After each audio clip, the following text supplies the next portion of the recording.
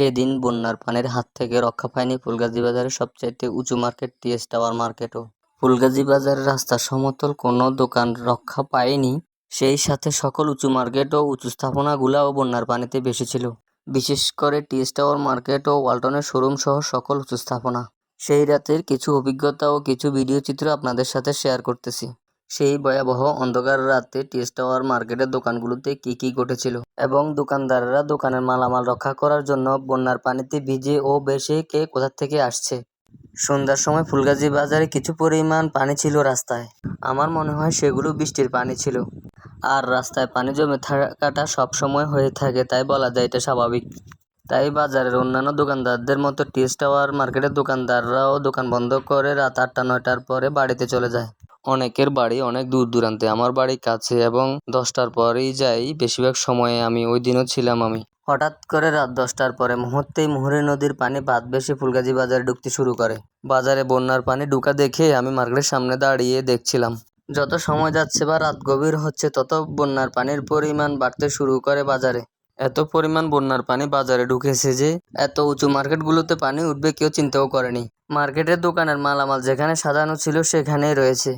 কেউ চিন্তাও করেনি মার্কেটে পানি ঢুকবে, দোকানে পানি ঢুকবে এবং দোকানের মালামাল ভিজে যাবে।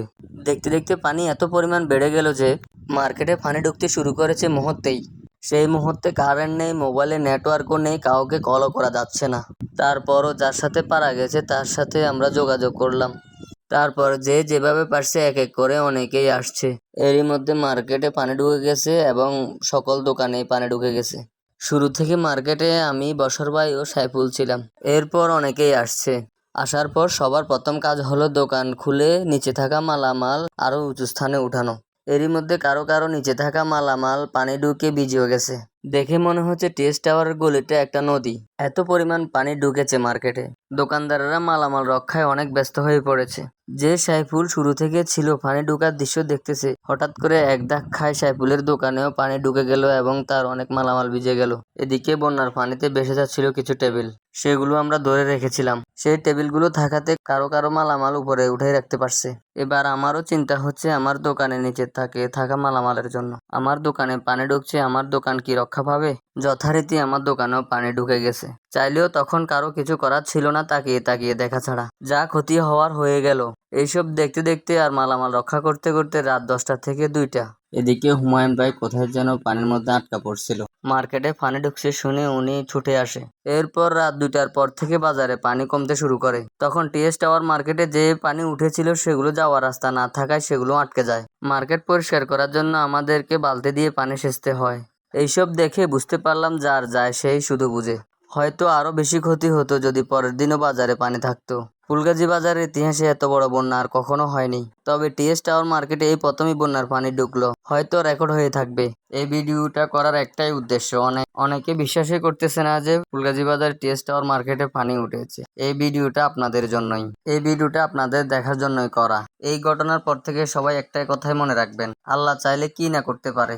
এবং সবাই যে কোনো সময় সতর্ক থাকবেন, যে কোনো সময় যে কোনো ঘটনা ঘটতে পারে। সাবধানের মাইন নেই, তাই সবাই সব সময় সচেতন থাকবেন।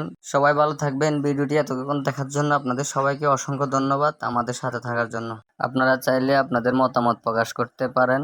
ভিডিওটি ভালো লাগলে লাইক করে দিবেন এবং অন্যদের দেখার সুবিধার্থে ভিডিওটি শেয়ার করে দিবেন। আমাদের পেজে নতুন হয়ে থাকলে আমাদের পেজটি ফলো দিয়ে দিবেন এবং যারা ইউটিউবে দেখতেছেন আপনারা আমাদের চ্যানেলটি সাবস্ক্রাইব করে দিবেন। ধন্যবাদ সবাইকে। সবাই ভালো থাকবেন। আসসালামু আলাইকুম। দেখা হবে পরবর্তীতে অন্য কোনো ভিডিওতে। দেখতে পাচ্ছেন আমাদের শুধু আমাদের না, স্মরণকালের সবচেয়ে ভয়াবহ বন্যা, যেটা মার্কেটে আর কখনোই পানি উঠে নাই। মার্কেটে এর আগে আর কখনো মার্কেটে এত পরিমাণ পানি আর কখনো হয় না যে পরিমাণ পানি আজকে ফুলগাজী বাজার হয়েছে। এবং কি মার্কেটে পর্যন্ত পানি এবং কি প্রত্যেকটা দোকানে পানি ঢুকেছে। কলকাতার মধ্যে অনেক পরিমাণ পানি দেখতে পারতেছেন। মার্কেটে পানি